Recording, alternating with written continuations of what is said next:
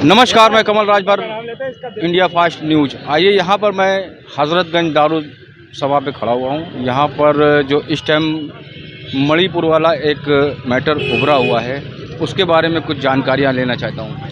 Sir, क्या बोलना चाह रहे हैं जो मणिपुर सबसे पहले तो निःशब्द हैं हम, लेकिन कुछ तो कहना पड़ेगा। जो आज रक्त भरे आंसू निकल रहे हैं, ये दुर्दशा देश की है जिसकी कल्पना और तुलना हम नहीं कर सकते।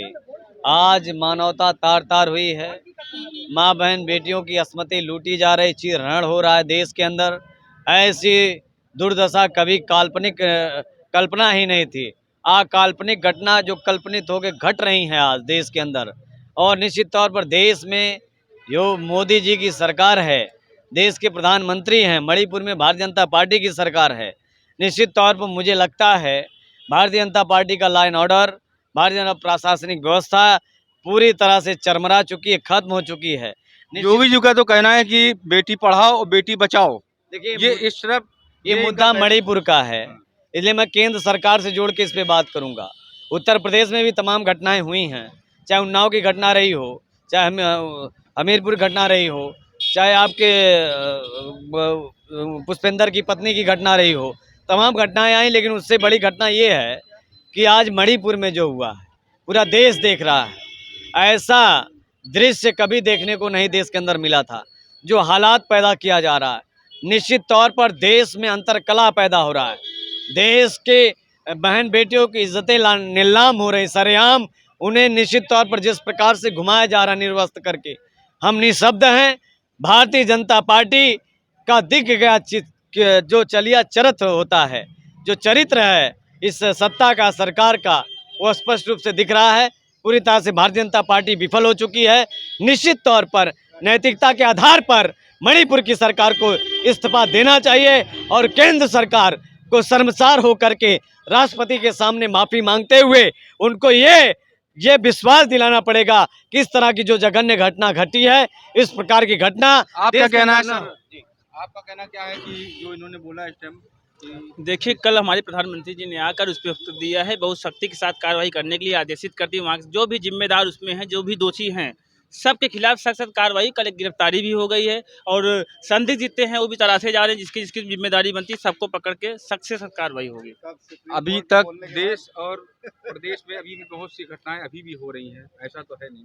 देखिए, अभी भी क्षेत्र में बहुत घटनाएं हो रही हैं और योगी जी का कहना है कि बेटी पढ़ाओ बेटी बचाओ, और बुलडोजर बाबा उनका नाम रख दिया गया कि कोई भी काम होता है, ऐसा गलत कोई भी कदम उठाता है तो सख्त से सख्त कार्रवाई होती है। लेकिन अभी भी ऐसी कोई कार्रवाई नहीं हो रही है, जो आए दिन घटने पे घटना आ रही है।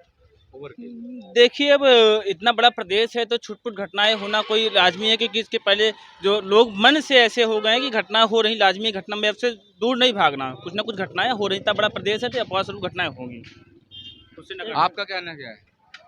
देखिए, मणिपुर घटना को लेकर चाहे अपनी माँ बहन बेटी हो, चाहे किसी दूसरे की माँ बहन बेटी हो, अगर इस तरीके की निंदनीय घटना, अभी कुछ दिन पहले शिवा हैदर का लेके मैटर चल रहा था जी, अभी उसका तो कोई निराकरण हुआ ही नहीं है। निराकरण है। इसके बारे में हम सर्वोच्च न्यायालय, माननीय मुख्य न्यायाधीश, सुप्रीम कोर्ट से हाई कोर्ट से गुहार लगाएंगे और निवेदन करेंगे कि ये जो निंदनीय घटना हो रही हैं, इनकी जो है अपनी निगरानी में जांच कराए और खुद स्वयं संज्ञान ले, तभी शायद संविधान की और लोकतंत्र की बचत होगी। आप क्या कहना चाहते हैं बाबू जी इसके बारे में? देखिए, आप अभी बात कर रहे थे, हालांकि मैं आपके चैनल पे भी बोला भी हूँ थोड़ी देर इनसे पहले। नहीं, मैं वो नहीं कह रहा हूँ, मैं वो नहीं कह रहा हूँ। मैं ये कह रहा हूँ कि अभी भी उन्होंने कहा है, सीजेआई ने कहा है, और जहाँ तक मुझे लगा कि राष्ट्रपति ने भी शायद संज्ञान में लेने की बात कही है। उन्होंने सीजेआई ने तो ये बात कही है कि अगर आप एक्शन नहीं लेते हैं तो फिर हमें एक्शन लेना पड़ेगा। ये मैं मणिपुर के परिप्रेक्ष्य में बोल रहा हूँ। और दूसरी बात, मुझे लगता है कि ये बात सही भी है कि जैसे और प्रांतों में दूसरों की सरकारें हैं तो वहाँ पे भी इस तरीके की हत्याएं या बलात्कार होते हैं, मगर जिस तरीके से ये वीडियो वायरल हुआ है वो थोड़ा एक आपत्तिजनक है और उस पर सरकारों को संज्ञान लेना चाहिए और सख्त से सख्त कार्रवाई करनी चाहिए। उसमें पकड़ा भी गया है, मगर मुझे लगता है कि सिर्फ पकड़ना ही नहीं, उन्हें उन महिलाओं को न्याय भी मिलना चाहिए और 1 से 2 महीने के अंदर वो जितने भी उनके अपराधी हैं, वो 2 हो 4 हो 10 हो, इससे मतलब नहीं, उन्हें फांसी पे। ये वीडियो अगर वायरल ना होती तो क्या इस केस को आपको लगता है क्या दबा दिया गया होता?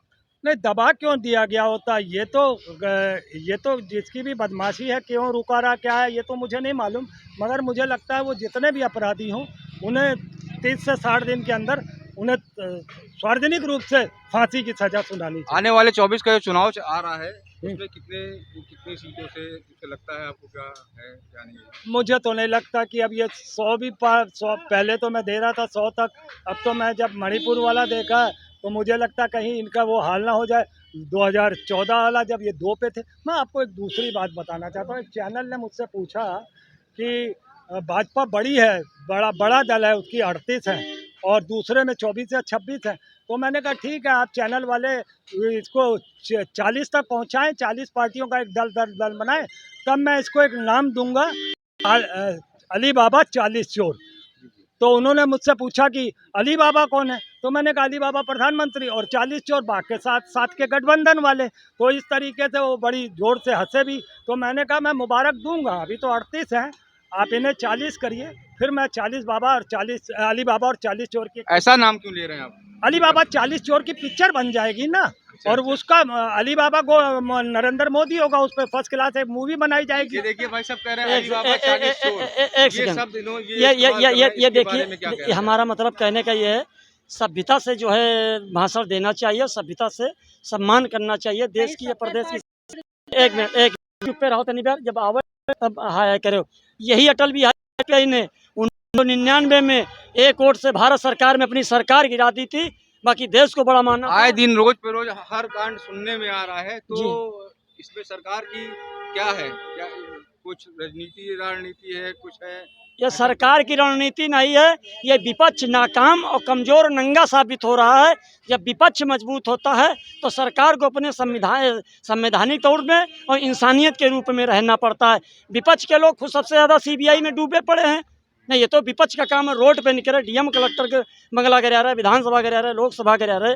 जब प्रदेश और देश के मतलब विपक्ष के लोग ही सीबीआई से बूढ़े पड़े अधिक से ज़्यादा है सब पंथ में, चाहे समाजवादी पार्टी हो चाहे बहुजन समाज पार्टी हो, तो बेचारे क्या बोलेंगे, अपनी खुद नहीं बचा पा रहे हैं। ये भी एक चीज़ बहुत बड़े दुख की बात है।